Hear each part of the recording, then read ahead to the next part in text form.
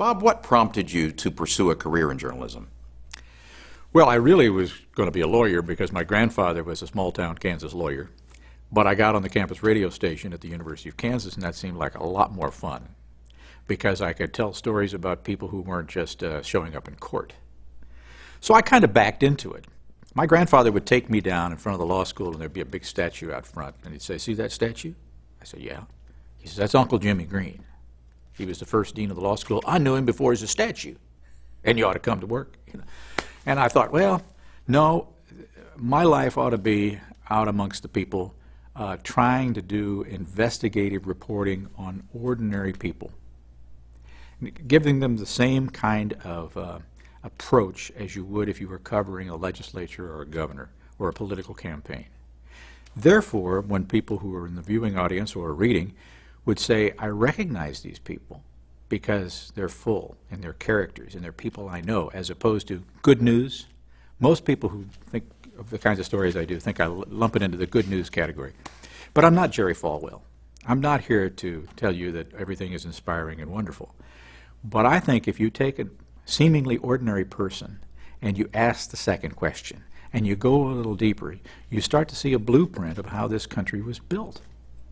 The country was built not because of the challenges we overcame, but how we overcame the challenges. That at any given time, groups of people, even if they had different world visions, would band together and come and build Oklahoma. Or if they'd been served up a dirt sandwich and pushed into here, they'd figure out how we're going to make it better. And so they did.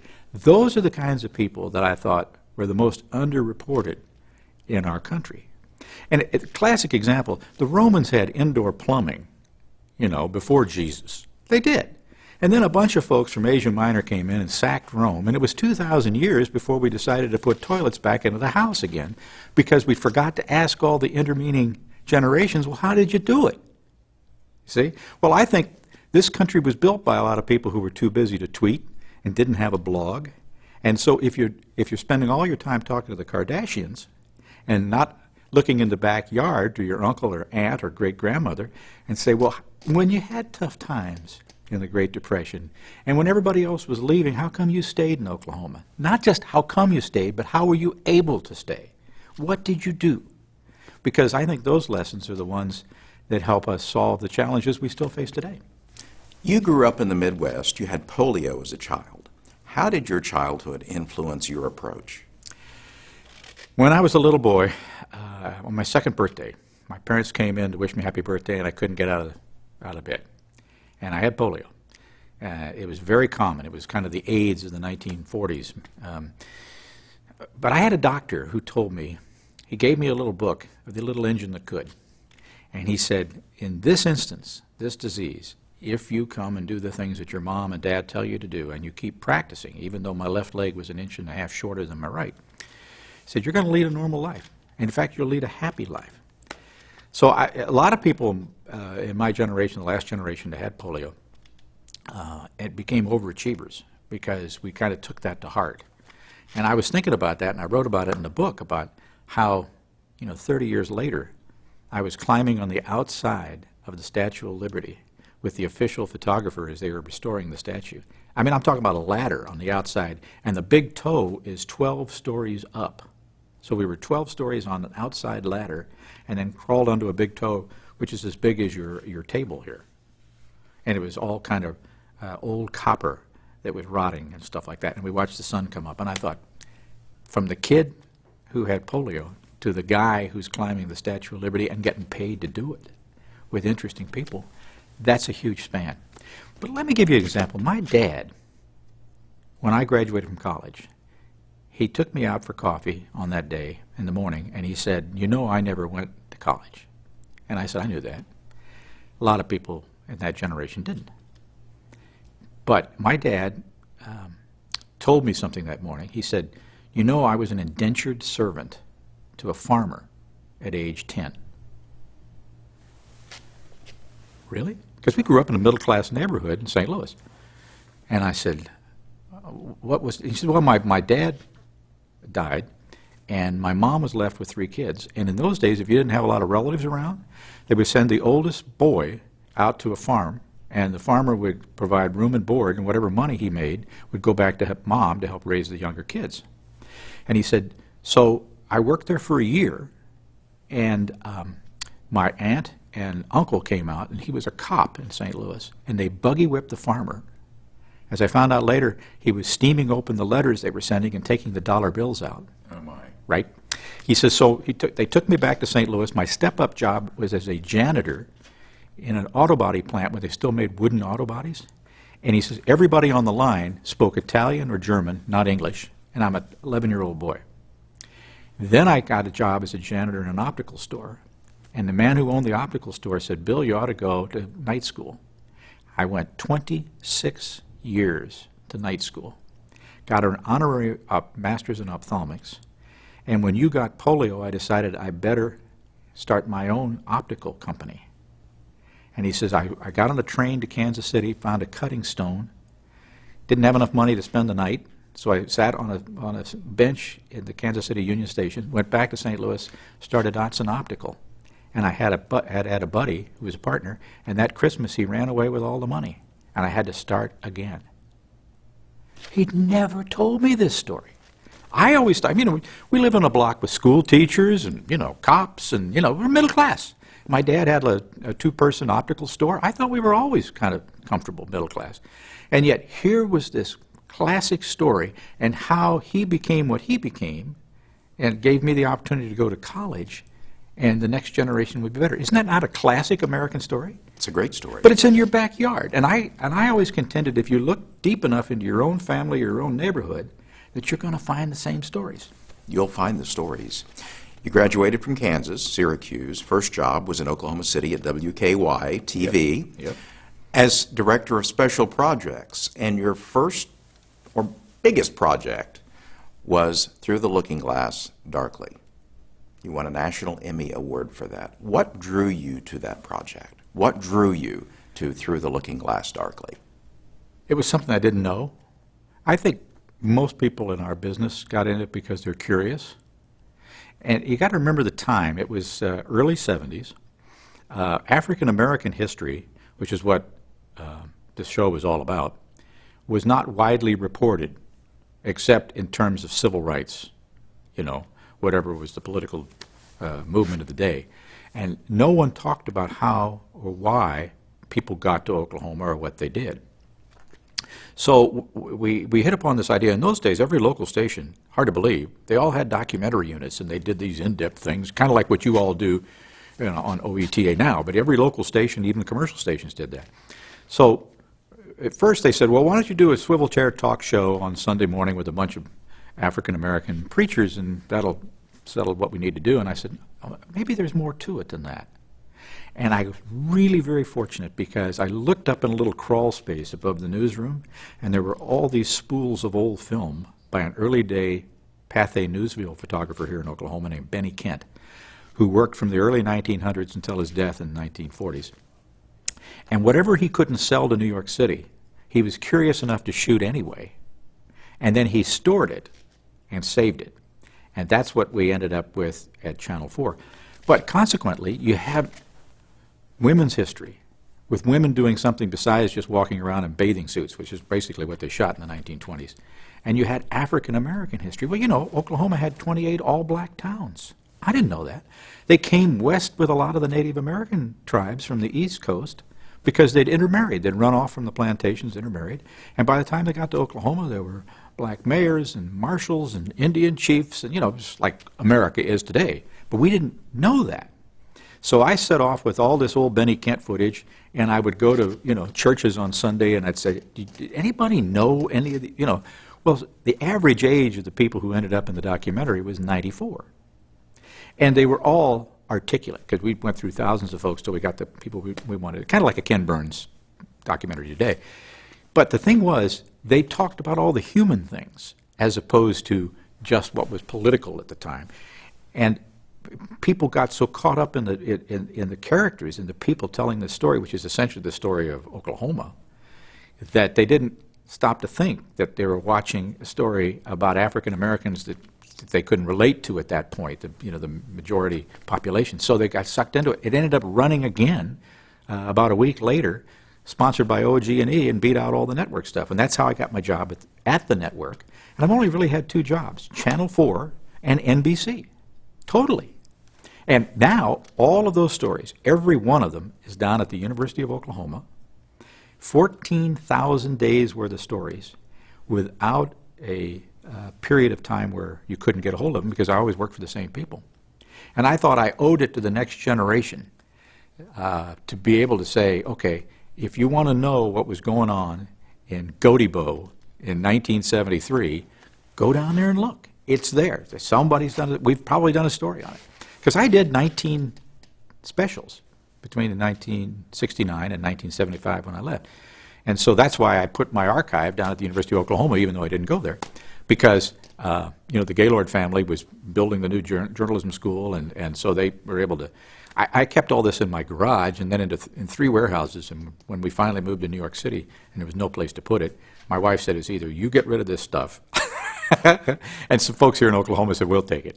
And so off it went. So my roots go very, very deep, but basically it's because it started just poking around because I was curious, something I'd never heard of. And then I find these tremendously fascinating stories. One of them I still love. This guy's name is Baz Reeves, and he was a federal marshal. Could not read or write, and he rode for the hanging judge out of Fort Smith, and his territory was Oklahoma Territory. He was the only one of the federal marshals who, over a period of 30-some-odd years, never failed to bring in everybody that was on his docket. What he would do is he'd memorize the names, he'd show up at your house, and he'd say, now, I'm not sure that this is true, but it says that you murdered your wife. So if you show up at Fort Smith in about 6 weeks, there'll be a trial. Or I can put you on this buckboard, and still got to go all the way to Oklahoma City and back around. It'll be like 6 weeks anyway. You'll be riding on the back of the buckboard. So that way you can finish your plowing. And if you're an innocent man, you'll be all right. He says, but now, if you don't show up, you'll never see me again until the day I kill you.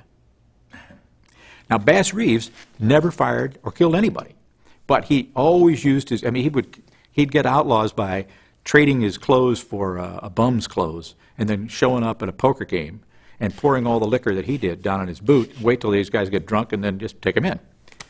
So Baz Reeves now, in his late 80s, he's over in Muskogee, and all of a sudden, here come these people running down the street saying his son, who had married a Native American woman, had gone a little wacko and was threatening to kill her. So Baz Reeves goes over to Leo Bennett, who was the marshal, and he said, Leo, give me the bench warrant. I'll bring in Benny. I'll do exactly what it says. I'll bring him in dead or alive. Don't you go, you'll probably get killed. And of course, the guy's telling me the story that now they're all in their 90s, right? And they said, we were little boys and we were crawling along underneath the wooden sidewalks, following him down just like Gunsmoke. He's got this long frock coat and a shotgun. And he walks up to the house and he says, people are screaming out of the house, oh, Baz, leave, Benny's crazy, he'll shoot you. He says, Baz walks right up to the front door and he says, Benny, this is your father. Come out or your whole body will be down on the ground. So I asked Reverend Charles Davis, I said, what happened? He says, Benny came out, went to the penitentiary. Sure he did. Right. And prior to that, these stories weren't known because nobody asked. And my approach to all this stuff is kind of like riding on a Delta flight, and if you just happen to listen to somebody long enough, they'll tell you their entire life story. And if you don't jump in with another question, they'll tell you things that you probably wouldn't even know enough about to ask, so you get beyond that. And so that was the thing. I think it helped the fact that I was a red-headed, freckle-faced kid wandering around with my wife for a lot of this at church circles and things like that. So, and I was not threatening, and suddenly people would start coming up with memories because I was interested. And, I went to Langston University, which at the time was predominantly African-American, and I said, what kind of history do you have of the state of Oklahoma? And they said, well, we got the Harlem Renaissance. We have a whole section on the Harlem Renaissance. I said, well, I don't know a lot about that, but isn't that New York City? Oh, yeah, but there was a lot of African-American poets. I said, yeah, but what about Oklahoma? And we don't have much. In fact, I'm not sure, because at that time, they just didn't.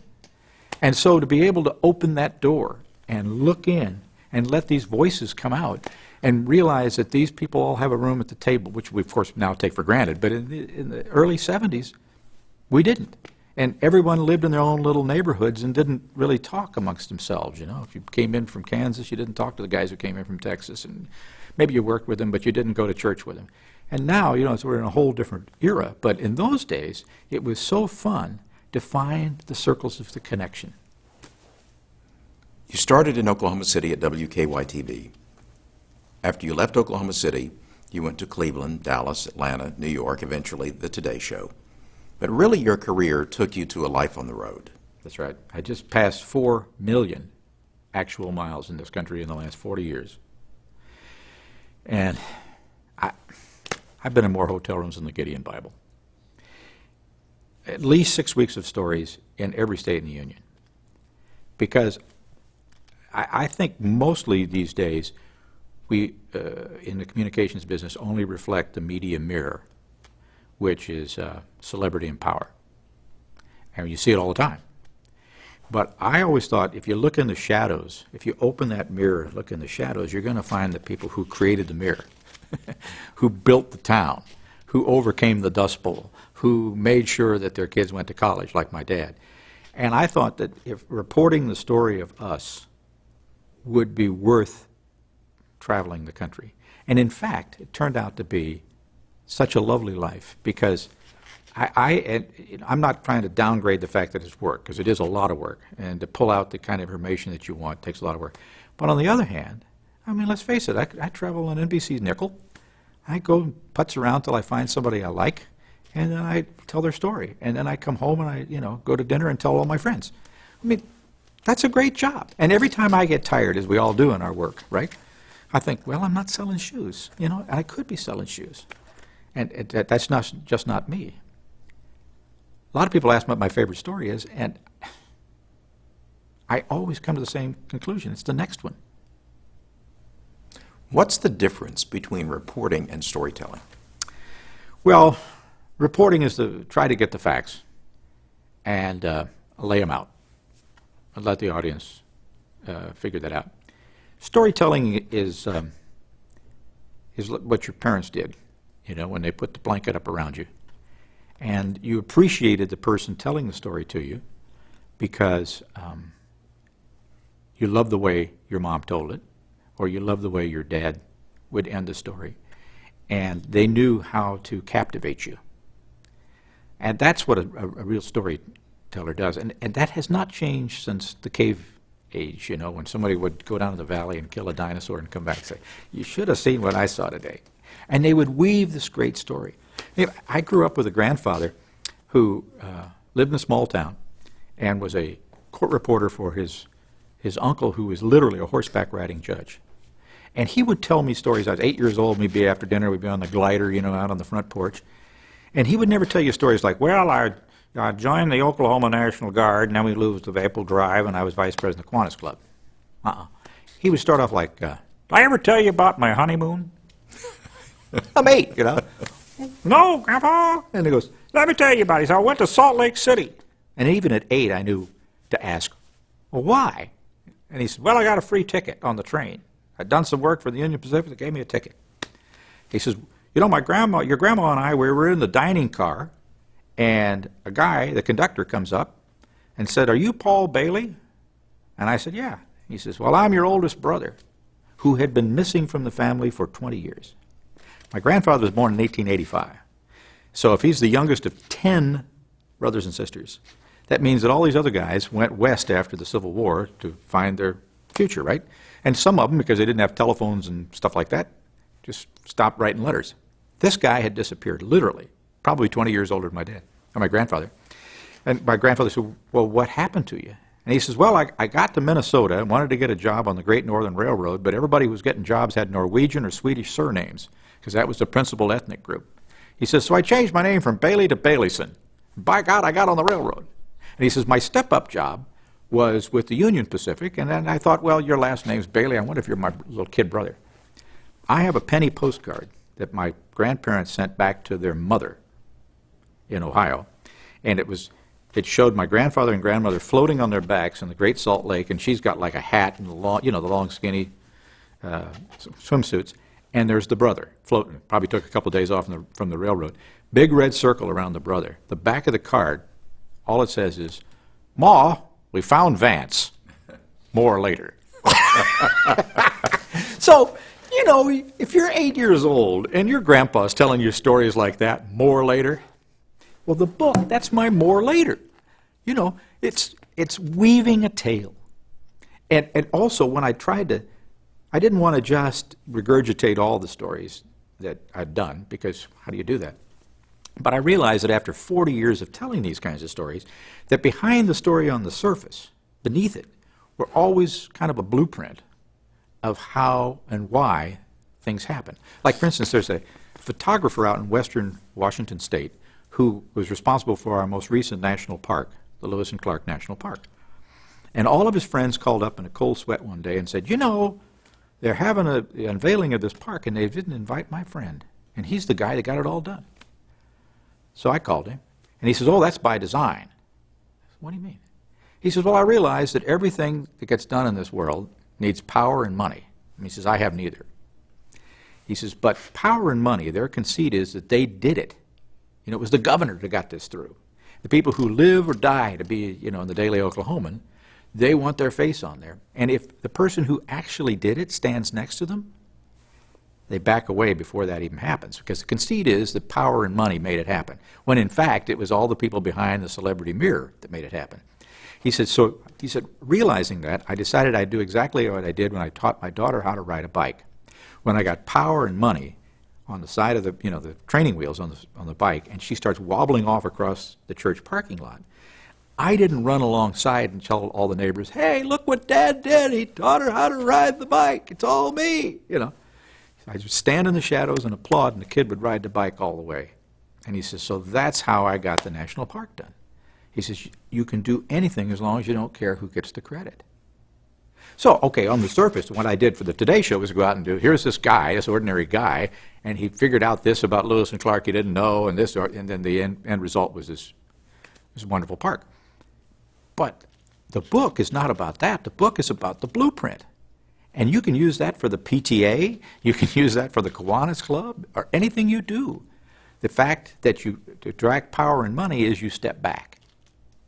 I thought that's a wonderful lesson, and and the book is filled with that. America is filled with those kinds of blueprints, because that's why this country is so unique. You've won numerous awards, numerous writing awards. You're a sought-after instructor on writing, television production. I'm also a notary public, but that's for many, many years. I didn't know that about you. But in your book, American Story, you say that writing did not come easy to you. How did you overcome that? Well, I'm not a born writer. I think of it more almost like sculpture. I have to chisel stuff out. I write one word at a time, and I weigh it. In fact, one of the most difficult things about writing a book is, you know, all your life you're in television, everything is like 2 minutes and get out of here, and now suddenly it's 75,000 words. And could you explain a little bit more about that? But don't put me to sleep, you know. So what I did was I took a lot of lessons from lots of different people. A lot of my relatives are all cops, or former cops. And if you watch a detective show, you know that whoever speaks first in an interrogation room loses, because they'll tell you stuff you didn't even know that to ask them, and that, you know. So I figured if I'm going to be a good writer, I have to be a person who asks the right kind of questions. And sometimes the question to ask is no question, but just beat. And, you know, your dad says, oh, did you know I was an indentured servant? Now, if you start asking him 100 questions, he's not going to tell you the rest of the story. But if you just sit and listen, you know, people get nervous when there's silence, and they fill the silence. So that I use that technique. Others I picked up, there was a professor down at OU named Ned Hockman. And all of us journalists, all of us storytellers were told who, what, when, where, and why. All your viewers have heard that. In order to tell a story, who did it, what happened. And Ned said, no, it's simpler than that. It's, hey, you get their attention. You, this story's about you. It may be a derailment in Godibo, but this is why you care in Oklahoma City. It's about you. Otherwise, they're gone. C, hey, you see, this is what I've learned about this story that you may not have heard. But if you've already heard it, you don't care because you're going to like the way I tell it. And then so why should you care? Why should you spend a couple minutes with me or a book with me? Hey, you see so. Hey, you see so. So no matter what I do, whether it's a long, involved thing like a book or a short piece, I figure, where am I? Am I at the hey? Am I at the you? Am I at the see? Or the so? In Dublin, Ireland, they still have a number of local newspapers. And I was in a bar with a reporter, and I said, how come you guys are still around and nobody else is? Can you imagine two guys in a bar that happen to be reporters? At any rate, he said, we watched what was going on in the world, and we hired out-of-work mystery writers, and we put them on the rim for each section, sports, money, whatever. And we did that to remind us about the key to storytelling. Because we were just trying to get the facts, and we were putting it in the newspaper, but everybody knew that Ireland had won the World Cup by the time the newspaper came out, so who cares? But these guys would say, all right, you're on the crime beat. Somebody got murdered downtown today? At what point in your story does the suspect raise the knife? At that point, you go to page 2. You know? And so he says, all of these people started bringing us back to the essence of storytelling, which is, hey, you get their attention so that people, and then you hook it up to the viewer or the reader so they start to see themselves and they fall in love with the characters and all that. And then you start to weave a tale in such a way that they don't care that they already know that the Ireland won the World Cup, because you're going to be dropping in things there that they didn't know. Or you're going to be telling it again in such a way that it's almost like a great poem. And they'll want to read it over and over again. And then so they come away going, this is terrific.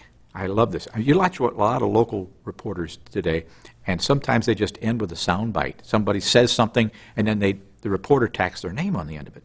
Well, that's not a storytelling technique. The storyteller has got the viewer or the reader on their knee.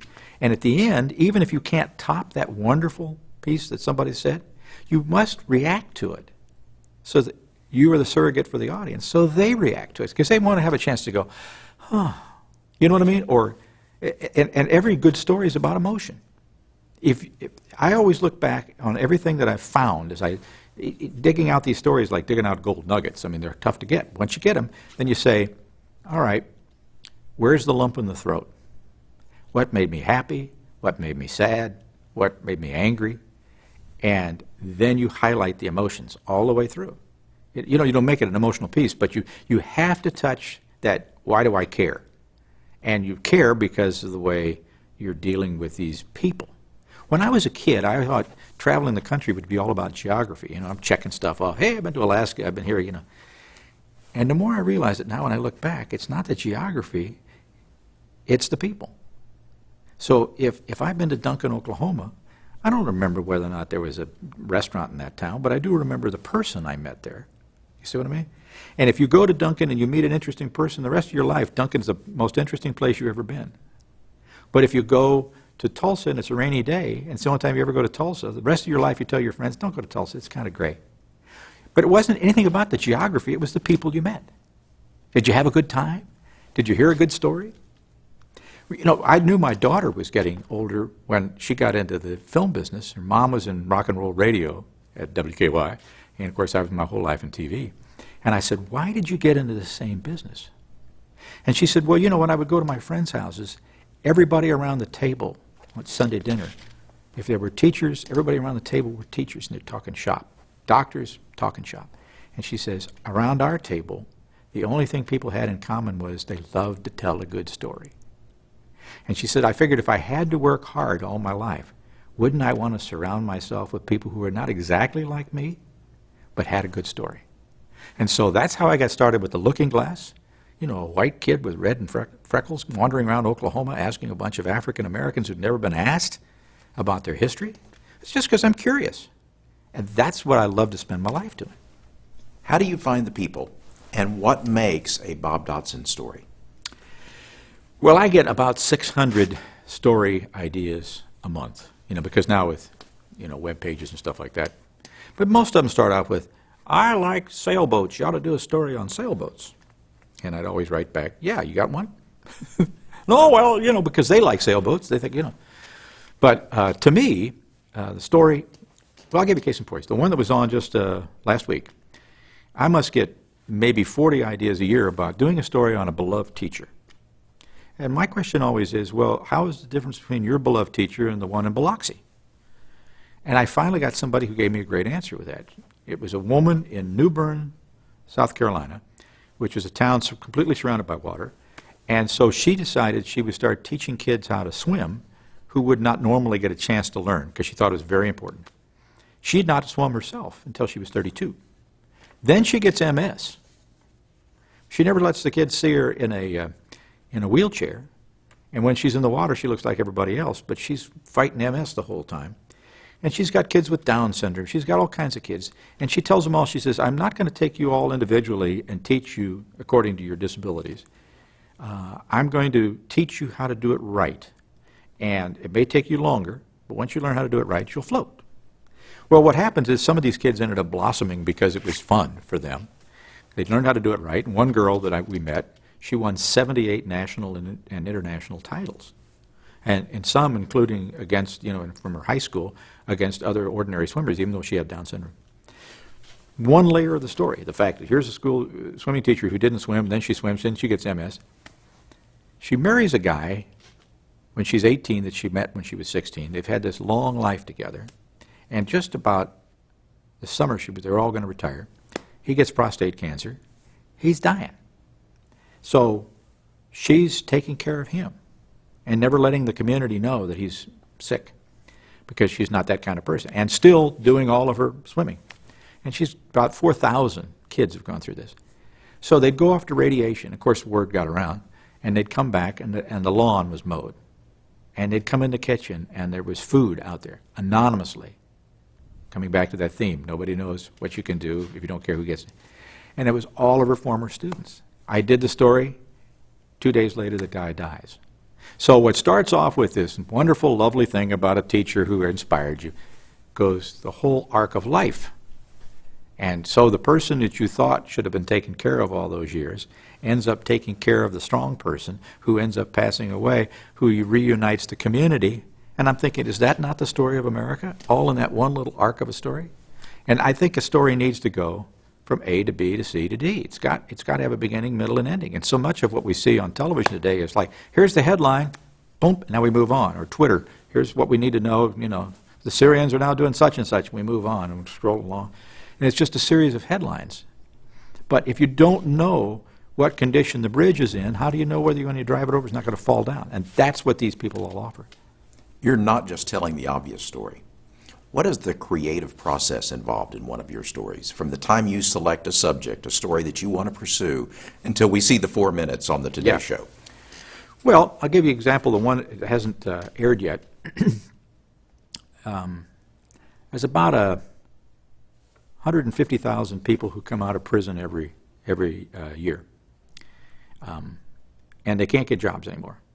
In fact, in Oklahoma, I think we have the greatest number of women in prison of any state in the union, right? Yes. And so, I mean, you can't ignore the fact that you got to do something for the rest of their lives. They're coming back.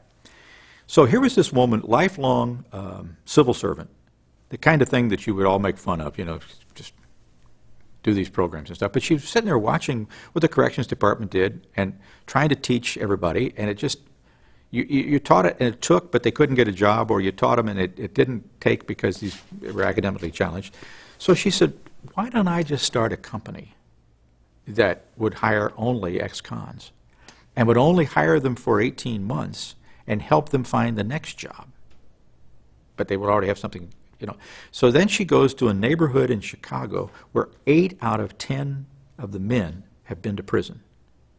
And 90% of the people in their 20s have no jobs at all. And of course, Chicago is also the murder capital of the United States. So uphill, right? She goes, this is what I love. Because, I'm thinking, okay, that's, but then she says, I went to the retired president of the Illinois Bee Association, and I said, I want to start a bee company for ex-cons. And he said, why? And he said, well, because it's taught by storytelling. You cannot con a bee. You do it right or they sting you. But if you do it right, you can make a living. Well, now it's a $300,000 a year business. And she says what happens is, you do all the other things you do when people come out of prison, to get them ready to get back in the workforce. But on their next job, the first thing that somebody asks them is, How do you keep from getting stung, as opposed to what were you in prison for? And so nationwide, 6 out of 10 go back to prison within 3 years. Her program's been going on for 8 years, 4% go back. So I'm thinking, this is a seemingly ordinary civil servant kind of person who's done something extraordinary. And it's not just to put it up on a pedestal and say, you ought to emulate this, but it is, how does this work? Why does this work? Obviously, it's not that easy because you're dealing with ex-cons. But as one guy says, you know, I come out, I'm a little bit older, and it's hard to get a job. I don't have the skills or the education, and it's hard to get a job. And the third point against me is, I'm a convict. He says, so what am I going to do? 6 weeks later, I'm going to go back doing what I did because I got to make a living. Something. So that's what I did. I just kept picking at that story until I could find out how she did it and why she did it. And that's how I bubbled up the fact that she picked the bee business for 2 reasons. One, it's taught by storytelling, like a good farming community. You know, you don't have to know much to know how to milk a cow as long as Bill tells you why you do this and why you do that, and you do it in the same order, and the woman's going to give you a cow, milk, and off you go. So I thought it was important, the kinds of businesses she picked, or the kind of business she picked. But now even celebrity chefs are picking it up, and they're selling that honey. It's called Beloved Honey in the Hudson stores and all the airports, and it's good. It's good honey to boot. But then the guys that start just working with the honey combs and stuff like that, they end up, some of them in marketing, some of them, you know, for that 18 months. And so she said to one guy who was a drug dealer, he says, I have no experience. And she said, well, don't you have product? Oh, yeah, I had product. Didn't you have to use samples? And he says, yeah, I had to use samples. And he says, didn't you have to service the clients to make sure that you got your money? Yeah. It's the bee business. You know, selling honey is the same way, except it's legal. And the guy says, yeah, I guess I do have some background in business. So, you know, hey, this is about you, this is how to connect it. It's all about storytelling. So she built it, rather than just have another make-work, you know, program come from the corrections department, which may or may not, and obviously hasn't helped. She said, why don't we start companies that will hire, you know, that's what they're set up to do, and train in a way that they can succeed and make a living, and then help them, not be the end all, but help them get into the next job. And I finally ended up with a guy who was in this program 3 years ago, and now he's got his own landscaping business in Atlanta.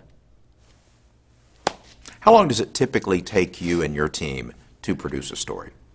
It may take us up to 6 weeks for pre-planning, or it may take us 6 days.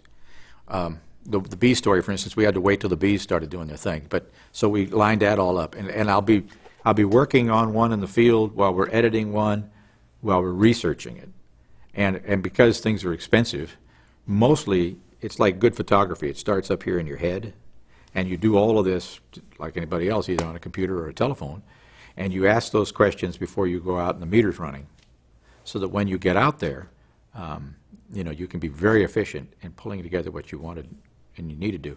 But also, I think one of the overlooked creative aspects of this is you have to be like a good broken field runner in football.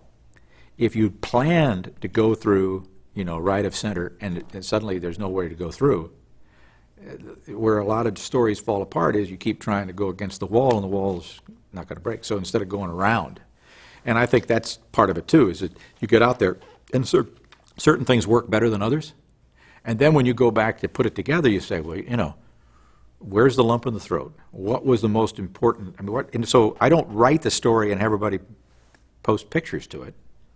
I look at all the video and the sound, and I say, where's my A? Where's my B plus? Where's the other B plus? Where's the A minus? And then I use the best stuff, because the easiest thing to change is the words, you know, the narration. But a lot of people, they just write the story and say, you go plaster the stuff to it. And I'm thinking, well, maybe the best stuff is left on the table, because that was the stuff that gave you the lump in the throat, or that's the stuff that made you angry, or that was the key picture. And so that's how I lay it out. It's kind of like architecture. You go out and you find all the building blocks, piece of interview, a nice picture, piece of information that you probably want to hold off to the end because that's going to be your surprise. And then you just start shuffling around mentally on the table, and you go, I'll start with this, move to this, move to this, move to this. And then you start to weave the words around it. In the old days, when I first started, we would do a whole hour documentary and leave holes. And then, because we would do the whole thing as a visual hour. But there would be 8 seconds here, and we'd have to cover this information. So I learned to write in 8 seconds. And then another 6 seconds here. So rather than have the word, and it's totally different today. I mean, you look at Dateline or any of these things, 60 Minutes, the guys have written the whole story and they just plug in the pictures. But if you look at the pictures, it's the reporter walking down the sidewalk, you know, all the stuff you've seen a million times. And the way I approach it visually, and that is, I don't want to show anybody anything or tell them. I want them to experience it. You know, when they're through with one of my stories or with the book, I'm going to think, I've been there. If that character walked down the street tomorrow, I know all about them. I know about their limp. I know about their childhood. I know them. I could come up and say hi to them. So the book is part memoir and part impressionist painting, just as the stories on the Today Show are the same thing. Because as a storyteller, every one of those stories are my stories. And I try to tell them as good as I can, because it's maybe the only time this particular person will be able to have their story presented. But on the other hand, it's got to have a certain tone to it. It's got to have surprises. I mean, I get people who email me all the time say, I always know that when you say well or something like that, you're going to turn the corner and tell us something we don't know. A twist. A twist. It's got to. There's no surprise to it. Or the other one I love is when somebody says, well, you may be late for the subway again. I don't care whether they have to go to the bathroom, but I hope they do it after my story. And then I know that the structure works. And you held them. And you held them. I mean, you know, here's the dirty little secret about writing books these days, which I learned. Nobody in the publishing business reads books. I mean, book pitches, because they don't have time. You have to boil it down to a pitch that's about 26 pages, which includes the first chapter and the last chapter so they can see whether you can write. And then the rest of it, the most important part, is the structure. How are you going to push the reader from page 1 to page 300? Now, I never thought of that. I always thought, oh, if you write beautifully and, let the characters develop by themselves. Well, that's fiction. Maybe that works once in a while with established writers. But mostly, what they're doing is they're forcing you to say, all right, what's the structure of this? Especially today with, our attention span at about -2, if you don't have chapters that build to something, and hold some secrets, well, you've lost them. And I mean, the days of James Michener where you can spend half of the book talking about the mountains coming up in Alaska before you find out that the mastodon is dead, that doesn't work. In your book, American Story, you talk about people that are ordinary that do extraordinary things and say that we would be better off listening to people who don't have titles before their names. What's the common theme? What are the common qualities that connect those people and those stories? Well, I think it's the old term would be native intelligence. I remember one of the first trials I covered here in Oklahoma, and there were a bunch of reporters who were all sitting in the jury box while the initial stuff was going on, and the judge had said, well, we just want courtroom artists, it wasn't televised, to sit there. And of course, there was a guy with a great sense of humor from CBS, who will remain nameless, who talked to the bailiff, and he says, well, we're all artists. We all ought to be able to sit up here. How are you going to tell? And the bailiff looked at him and says, I'm going to just see if you can draw. If you can draw, you can sit here. You can't draw, you're going to have to sit over here. I mean, so they take whatever challenges are in front of them, and instead of blowing it into something that would be a problem, they come up with solutions. And I also think, I mean, you look at what passes for government dialogue these days, where each side is the Antichrist and no one can talk to each other. And you think, forget politics, America was built by people who had totally different visions. But at some point, and for certain things, they could sit down and move it along. Like, for instance, my grandfather, the guy that would, tell me the stories out on the front porch, was a very close friend of Harry Truman's. And my grandfather was a rock rib, small town Republican legislator from Kansas in the state legislature. My brother and I are little. We're driving from St. Louis to this Hiawatha, Kansas, up northeastern Kansas where my grandfather lived. So he drives me by Independence, and there's Mr. Truman out mowing his lawn. You know, can you imagine the president doing that today? He's mowing the lawn. So my grandfather stops, and Truman had retired, and he gets out. Mrs. Truman comes out and offers us lemonade out on the front porch. So my brother and I are thinking, we're sitting here with the president. And my grandfather and Mr. Truman are swapping stories and all that. And finally, my grandfather slaps his knees and he says, well, boys, let's get out of here before this Democrat stuff sticks to our tires. And my brother and I go, can you say that to it? And of course, Mr. Truman's going, oh, Harry, you know. And they walk off arm in arm, and I'm thinking, wouldn't it be great if the Harry Trumans and the Paul Baileys of the world were still in government? You know, because even though they see the world totally different, that didn't mean that they couldn't horse swap and move us on down the road. You know, I think one thing I've learned traveling all these years and writing this book, Americans to a person wants this country to live up to the brag. Politicians wrap themselves in the flag. They brag all the time. But the average American, the ordinary people doing extraordinary things, they want to know how we can live up to the brag. Because our ancestors lived up to the brag. Our aunts and uncles and grandparents and stuff. Sooner or later, they rebuilt Oklahoma into this. You go around Oklahoma City now with all the great new skyscrapers and stuff, and you figure in the span of one lifetime, it came back from the Dust Bowl. I mean, you could win bar bets. The most number of miles of man-made lake in the United States is in Oklahoma. Why? Because the people who stayed here figured out, okay, we got to figure out how not to do this again. Well, today, they'd all be screaming at each other in the legislature, and they'd never build 1 square inch. You know what I mean? So I think that's really the message of these ordinary people saying, you know, this is how this country worked. You might have come from Scandinavia. You might have been on a slave ship. You might have been here or there. We certainly have problems, and we certainly can point to all the times that it didn't work. But there are so many times when people found their common interest and moved west and got things settled and done. And I mean, most reporters are cynics, but I come away from a lifetime of talking to ordinary people, and I'm still amazed at all the things we do every day. Why don't more journalists do what you do? They want to get more money, and they want to be stars, and they want to go home at night, you know. It's extremely difficult to sell what I do to the people who sign paychecks, because they could take a guy with my talents and my time, and sometimes in my career has happened to this.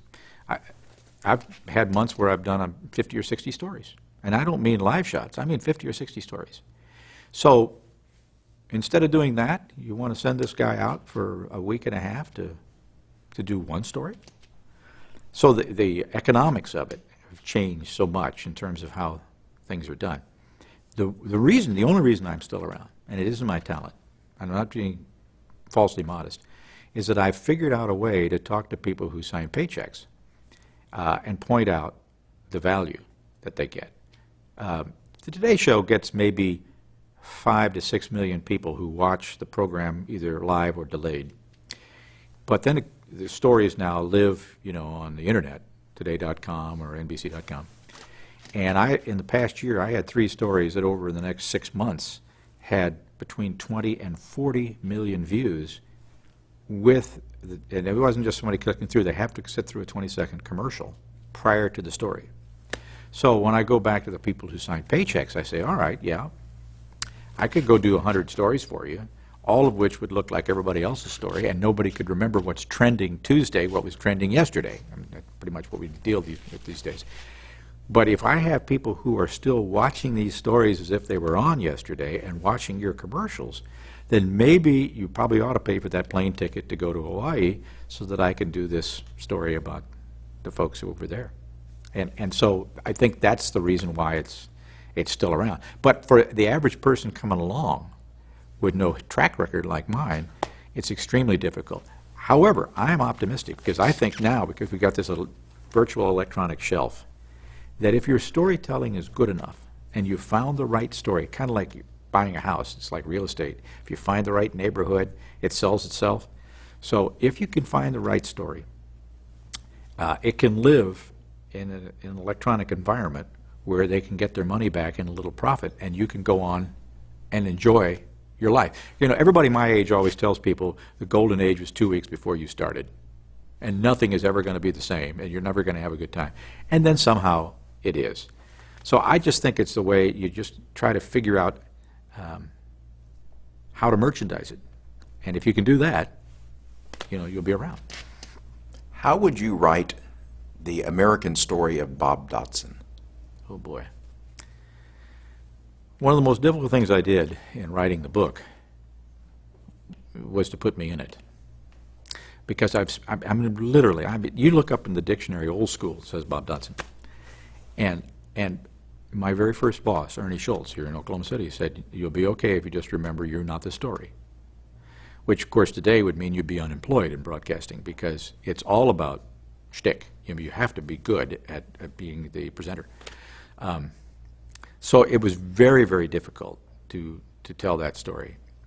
But I think the inspiration of the people I have bumped into through the years helped me find out the things in my life that seemed important. And because this is not a book about me, it's a book about us. And I think that is the story of Bob Dotson.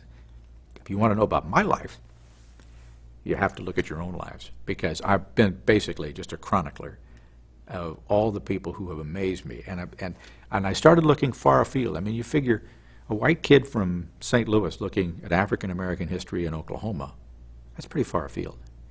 And then by the time I started writing this book, I'm listening to my dad and his story about being an indentured servant. And neither my brother nor my sister or I had ever pried that out of him. And it was just, at that point, he felt comfortable enough to open up. And I realized here I had spent all my life telling other people's stories, and I didn't realize we had one of our own. And so I think my story is that whole travel to the point where you realize that all of our stories begin in the backyard. And just because we're not looking there and not asking our neighbors or our friends or our family doesn't mean that that isn't the beginning and the most important part of our American story. I happen to think that politicians are probably not the most important part of our American stories, and most celebrities are probably not. It's fun to watch them. It's fun to read about them and talk about them. We always have. But I think it's so much more important to talk to ourselves and our neighbors and our friends and say, you know, how come Oklahoma City is today so much more advanced despite all of its challenges? What did they do right? This isn't just an old guy with a memoir. This is a story about how we build. And other parts of the world, you know, they still are struggling with that and trying to come to grips with having diverse groups and getting along and doing and just, I mean, you stop to think of it, all the different cultures that came into this country. This state alone, I mean, you got the African-American slaves that came in. You got all the Native American tribes that were pushed in. You had the others who were here already. You had the immigrants who couldn't afford to live in Nebraska, so they lined up on the Kansas line. You had the Texans coming in, and somehow they all make this great state. I mean, they all talk like this, but that doesn't mean that they all came from here. You see what I mean? Sure. I mean, I win bar bets all the time. I say, the most ethnic state in the United States is Oklahoma.